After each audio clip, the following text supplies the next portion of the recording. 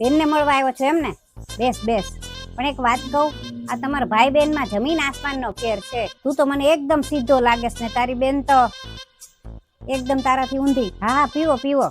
પણ આજે ઘણા સમયે આ ઘરમાં કોફી બની. એક વાત કહું, આ તારી બેનને ગુસ્સો બહુ આવે છે, પણ એમાં એનો વાંક નથી. મારા છોકરાને ગુસ્સો આવે છે, પણ કંટ્રોલ કોને કરવાનો? છોકરીને જ કરવો પડે ને. હા હા, તારો ભાઈ તારો જ રહે, હું કાઈ નહીં એને શીખવાડી દઉં. તારી બેન વારે ઘડી અહીંયા જોવા આવે છે કે હું તને કાઈ કહી ન દઉં ને, એટલે આ એવીની ટેવ જ છે આવી. એક વાત કહો તો ભાઈ, આ પહેલેથી આવી જ છે બધી વાતમાં. ઈ આવા જ મોઢા બગાડે રાખે છે. મને તો એવું લાગે છે કે તમારી યારે એને હરખું હાલતું નહીં હોય. એને વર્તન ઉપરથી એવું લાગે છે મને. તમને તો મારા સ્વભાવની ખબર છે ને.